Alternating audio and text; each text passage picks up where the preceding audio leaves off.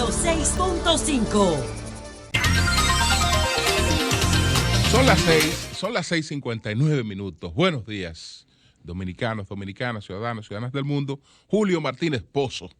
Los comentarios de los temas más importantes en el programa de mayor influencia de la radio y la televisión nacional. En este miércoles 12 de febrero, año 2020, buenos días a todo el equipo del Sol de la Mañana, la audiencia de Sol, toda la teleaudiencia de Telefuturo, Canal 23 y las personas que siguen nuestros contenidos a través de las redes sociales. Buenos días a todos y a todas. Entonces, señores, vamos a hablar en el día de hoy de, en primer lugar, el repudiable incidente que se produjo en Venezuela al regreso del presidente interino Juan Guaidó, la decisión del Tribunal Superior Electoral sobre el recurso de amparo del Frente Amplio, este caso en Estados Unidos del señor Roger Stone, y vamos a hablar de la impronta que deja el alcalde Collado al próximo alcalde o a la próxima alcaldesa del Distrito Nacional. Entonces, señores, miren, ayer decíamos que al regreso a Juan Guaidó no le podía picar ni un mosquito. En Venezuela, entonces, ¿qué hizo el régimen? Para que no pareciera que era una represión del régimen, porque de manera directa para ellos eso pudo haber tenido otras consecuencias, hacen lo que es una práctica del chavismo, enviar turbas para proferir insultos y agresiones.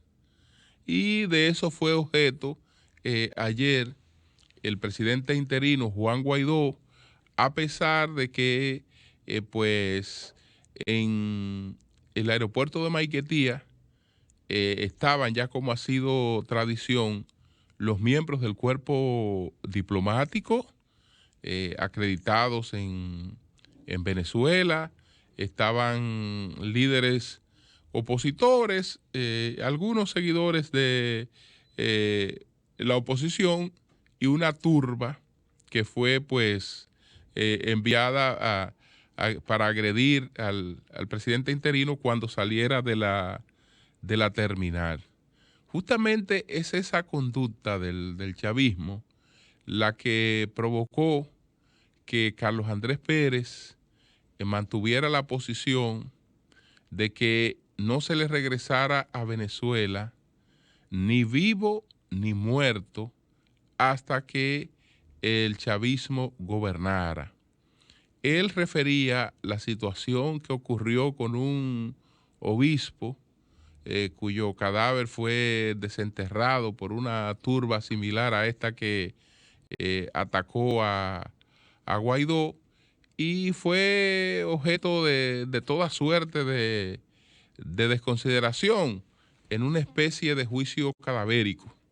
Entonces, decía el presidente Carlos Andrés que para él estaba previsto algo similar y que si llegaba vivo iba a ser desconsiderado y si llegaba muerto no iban a respetar que fuera su cadáver, sino que lo iban a hacer objeto de la misma desconsideración de la que fue objeto el cadáver de aquel obispo. Por eso fue que se dio esta crisis familiar en Miami, donde él falleció en el mes de diciembre, con 26 de diciembre falleció el presidente Pérez en Miami, y ahí estuvo retenido su cadáver varias veces por un conflicto judicial entre lo que era su voluntad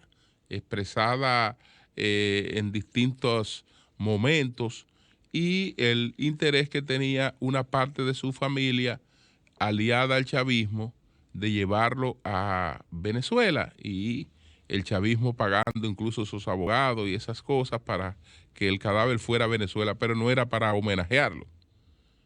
No era para homenajearlo, era supuestamente para enterrar con él la Quinta República y hacer cualquier tipo de desastre. Entonces, esto es muy penoso. Desde luego, de lo que se trataba era de hacerle sentir una agresión, de ridiculizarlo. No sabían que no podían pasar de ahí.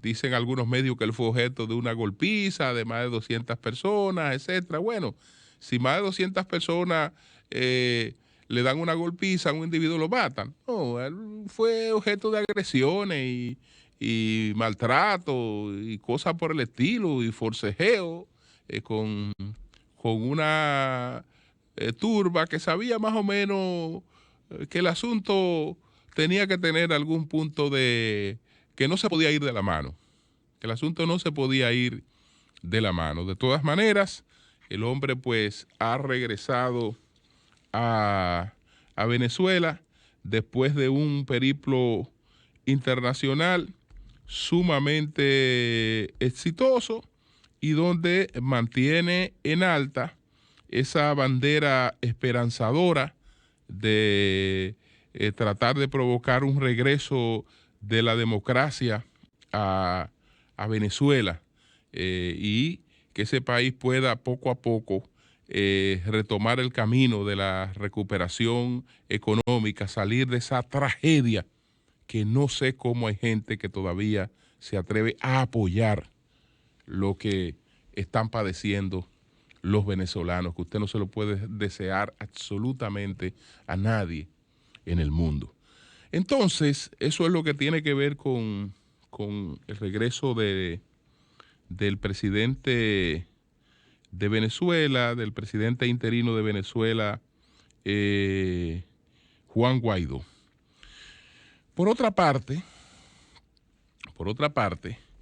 en Estados Unidos, antes de pasar a lo del Tribunal Superior Electoral, en Estados Unidos se produjo ayer una especie de crisis judicial en la que 4 fiscales que estaban pues en el proceso de investigación de la denominada trama rusa, que primero investigó Roger Mueller, presentaron su renuncia. Pero ellos presentaron su renuncia porque esos fiscales realmente exageraron en una petición de condena. Exageraron. Y en principio puede parecer que hubo una interferencia al presidente Donald Trump, que en Twitter, cuando vio la solicitud de estos fiscales contra Roger Stone. Roger Stone está acusado de obstruir a la justicia, de dar informaciones incorrectas a la comisión de la Cámara de Representantes que estaba investigando la denominada trama rusa. Y 4 fiscales pidieron para él entre 7 y 9 años de prisión. A Trump le pareció eso exagerado y lo comparó con otros casos. Pero no fue solamente la opinión de Trump. El Departamento de Justicia de los Estados Unidos entendió que que los fiscales habían hecho violaba el acuerdo al que se había arribado con el señor Stone, y que era exagerado. Y el Departamento de Justicia de los Estados Unidos también criticó la decisión porque faltaba a un acuerdo, y en la pena solicitada rebasaba, digamos, lo que era el nivel del ilícito atribuido al señor Stone. Entonces ahora eso habrá de producir una variación. Si estuviéramos hablando de la República Dominicana, estuviéramos hablando de interferencia en la justicia, de situaciones sumamente graves, etcétera, etcétera. Eso pasó en Estados Unidos y se le ve como lo que fue, porque el presidente no rodeó a la justicia, no hizo nada que obstruyera o que amenazara a la justicia, emitió una opinión en Twitter y esa opinión fue coincidente con la que posteriormente emitió el Departamento de Justicia de los Estados Unidos con relación a ese caso. Entonces, ayer yo comenté la decisión, lo que iba a pasar con el Tribunal Superior Electoral. Fíjense que yo no había hecho comentarios sobre esto, porque desde el principio advertí de qué se trataba. Eso es el oficio de algunos políticos en la República Dominicana que creen que provocando ruidos sin fundamento, pues se avanza en la política. Tratando de conseguir titulares, pues se avanza en la política y se entretienen en eso. Y sobre todo gente que no tiene nada que perder en un proceso o que tiene poco que buscar en un proceso, lo que trate de estar presente en ese proceso, pues de forma mediática. Entonces, les decía ayer, miren señores, el logro que se iba a alcanzar con eso del Frente Amplio ya se obtuvo, que fueron los titulares. Eso no va a pasar de ahí. ¿Por qué? Porque lo del Frente Amplio era un soberano disparate. Un soberano disparate, pero con resonancia mediática, porque el espectáculo es que supuestamente han citado a un presidente y han citado a una directora y que, señores, no estaban realmente citados, como lo expliqué ayer, porque ya la citación, cuando se trata de un proceso que ha sido instruido, es una cosa obligatoria en términos de la comparecencia, pero el que alguien vaya con un recurso y se le autorice a notificar a las partes, esa citación no tiene otro carácter que el de la advertencia a esas partes para que envíen sus abogados. Pero no era una cuestión que realmente representaba una citación, digamos, formal, obligatoria para el presidente. Y yo no sé si los que colocaron esos titulares ignoraban eso. Yo creo que no lo ignoraban. Es decir, que ahí lo que había era bulla, nada más, bulla. Pero ahí no había ni siquiera, ahí no hay caso. No hay caso. ¿Por qué? Porque desde que se presentaran los abogados de las personas que fueron notificadas y le preguntaran al Tribunal Superior Electoral que si es un tribunal, que si es el Tribunal Superior Administrativo, porque de lo que se trata es de un recurso frente a una decisión administrativa. Entonces el lugar para eso no es el Tribunal Superior Electoral. Desde luego, ahí era que se hacía la bulla. Aunque después eso se cayera al otro día, cuando se conociera, pero mientras tanto habían los 2 o 3 días de bulla, de que estaban citados y vamos a ver lo que pasa. No iba a pasar nada. No iba a pasar absolutamente nada. Lo que ayer pasó, bueno, el Tribunal Superior Electoral, como es natural, era incompetente frente a lo que se le estaba pidiendo. Entonces, no solo está el tema de la incompetencia del Tribunal Superior Electoral, sino está el tema de que se ha tratado y se insiste en plantear una supuesta violación a la ley donde no hay violación a la ley.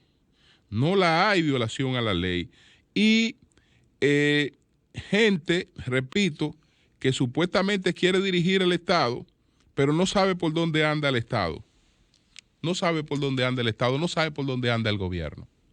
Señores, el político que le diga a usted que se puede disponer de una compra sin que esa compra esté en la planificación, le está mintiendo, lo está manipulando, le está diciendo, mira, usted es un ignorante, como usted es un ignorante, yo lo puedo desorientar diciéndole eso para provocar reacciones en usted y que mucha gente se ponga a hablar tonterías en las redes sobre cosas que no están fundamentadas. En el Estado Dominicano, en el gobierno dominicano, hoy no es posible que ningún funcionario disponga de compras por su cuenta. Hoy no es posible que ningún funcionario disponga de compras que no estén en la planeación. No es posible. Eso no es posible. Ese ha sido uno de los aportes a la transparencia de la administración del presidente Danilo Medina. ¿Por qué? Porque antes al señor Martínez Pozo lo designaban en una función y el señor Martínez Pozo podía dejar unos niveles de deudas ahí sin ningún tipo de control, porque aunque el señor Martínez Pozo no tuviera los fondos para hacer las compras, él hacía las compras y lo que quedaban eran los suplidores con deudas que pudieran durar años para cobrarla, porque no había con qué pagarle, porque ese señor que tenía 1.000 millones que tenía, por ejemplo, un presupuesto de 1.000 millones de pesos para agotarlo en un año, ese señor dejó la institución con más de 1.500 millones de deuda, porque él compró por 2.500 cuando solamente su presupuesto del año era de 1.000 millones. Entonces ahora eso no es posible. El que tiene un presupuesto de 800 millones nada más tiene capacidad de compra por 800 millones. Y como esos 800 millones se van dando en una programación, en una partida durante el año, él puede comprar en función de la cuota que tiene asignada de manera concreta. Es decir, que si él está manejando un presupuesto de 1.000 millones en un año y para ese periodo, para ese trimestre, lo que le han liberado son 250 millones de pesos, la compra de él no puede ser por 300 millones. Es decir, que si ese señor y si ese departamento no han sometido previamente una programación de sus gastos, para esos gastos entonces no se ha dispuesto de los fondos necesarios, no puede aperturar la licitación. La licitación se cae automáticamente. Entonces es fácil ir a un periódico, pararse a unos micrófonos o ir a cualquier parte a hablar cualquier tontería. Pero eso son tonterías. Por eso usted puede hacer el escándalo, pero cuando hace el expediente, entonces el expediente no tiene sustancia, se cae. ¿Por qué? Porque no hay violación a la ley, no la hay. Y la ley es clara en el sentido de que, estamos hablando de la ley del régimen electoral, de que no podrán utilizarse las instituciones u órganos del Estado para desde ellos promover a candidatos o partidos a cargo de elección popular. Si alguna institución se está usando para promover a candidatos desde ellos, etcétera, ahí se está violando la ley y hay la posibilidad de presentarse inmediatamente ante el Tribunal Superior Electoral a demostrarlo. Pero esa ley dice muy claro, se excluyen de esta prohibición los programas de asistencia social, ayuda comunitaria o de servicios públicos habituales que estén contemplados en la planificación regular del Estado, los cuales podrán desarrollarse conforme a dicha planificación. Señores, no es posible, repito, abrir una licitación con cosas que no estén en la planificación. Ya no es posible eso. Eso no es posible. Entonces, el que le está hablando de eso, le está hablando, repito, para manipularlo. y para hacerle creer que eso es posible, para hacerle creer que hay malos manejos y una serie de cosas. Entonces, cuando lleve el expediente, después se dirá que la justicia no sirve, que la justicia no funciona, que aquí todo es complicidad. No, no es que todo es complicidad, es que cuando el PRM está hablando de que se prohíban los programas sociales, está hablando de algo que la ley no plantea. Está hablando de algo que la ley no plantea y por lo tanto eso no va a alcanzar, realmente la mayor trascendencia. Por eso ya vimos lo que ocurrió en el día de ayer y no me extraña que se trate de seguir con este show, con este juego, porque en el fondo de todo, no olvidemos que esas elecciones del próximo domingo hay que desmeritarlas, que políticamente sus resultados hay que tratar de que no tengan efectos hacia los resultados de mayo y por lo tanto hay que acudir a una serie de cosas para mantener una campaña negativa contra esos posibles resultados de las elecciones del próximo domingo. Entonces, decía que iba a hablar un poco de cosas que han ocurrido en la capital que también han provocado cambios importantes y que lo que debe ocurrir es que esos cambios continúen, Afortunadamente, yo creo que en la oferta que tiene la capital en estos momentos, las expectativas que podemos tener son muy halagüeñas. Son halagüeñas porque está pues la propuesta de Domingo Contreras. Posiblemente de todos los que están aspirando en estos momentos a las alcaldías en cualquier parte del país, la persona que más se ha preparado, que más tiempo ha dedicado a su formación como municipalista. Y el hecho de que haya tenido que dilatar para alcanzar lo que posiblemente alcance el domingo, que sea su elección como candidato a la alcaldía, es positivo.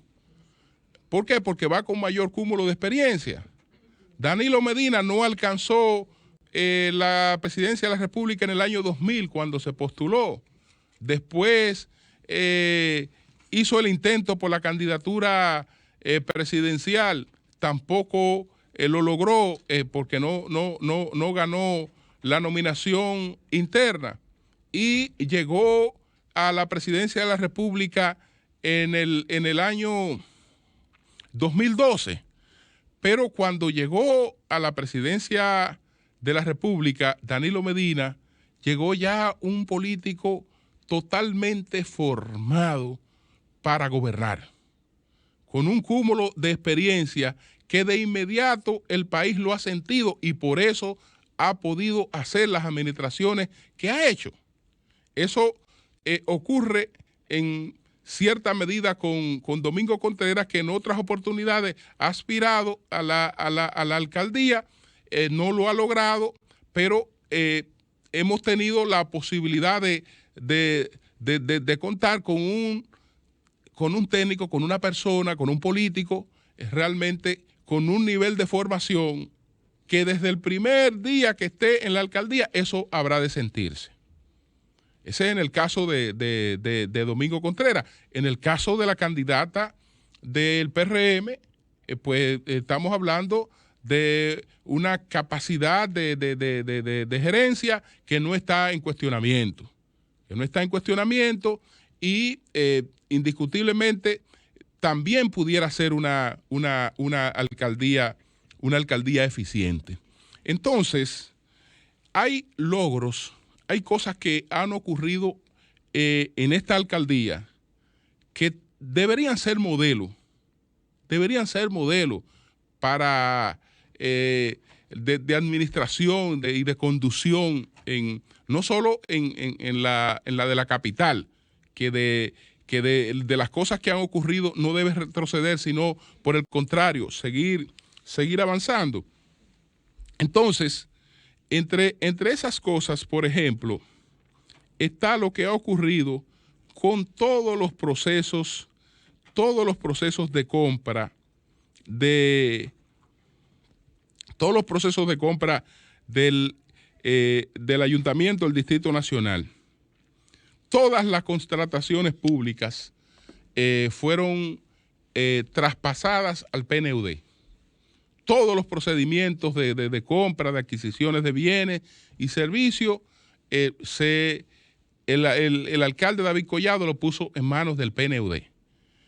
Ahí no hay cuestiones de que, digamos, suplidores, de que compromisos con amigos, con una serie de cosas, sino con el que estuviera en la mejor posibilidad de brindar el servicio con la calidad necesaria y de la manera más conveniente para el pliego que estaba planteando el ayuntamiento. Están también sus procesos de rendición de cuentas, que lo ha hecho vinculando a una serie de instituciones como la Finjus, y ha gobernado realmente con la capital de manera muy, muy transparente. La calidad de los técnicos designados en las áreas donde se amerita de personas que bien pudieran, yo no descarto a nadie por, digamos, los méritos o los vínculos políticos.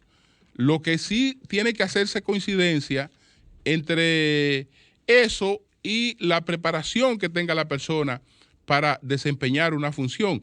En eso, David tal vez tuvo problemas porque se apartó de la tradición política y designó a personas tomando en cuenta sobre todo su perfil para el desempeño de las funciones que tenían a cargo.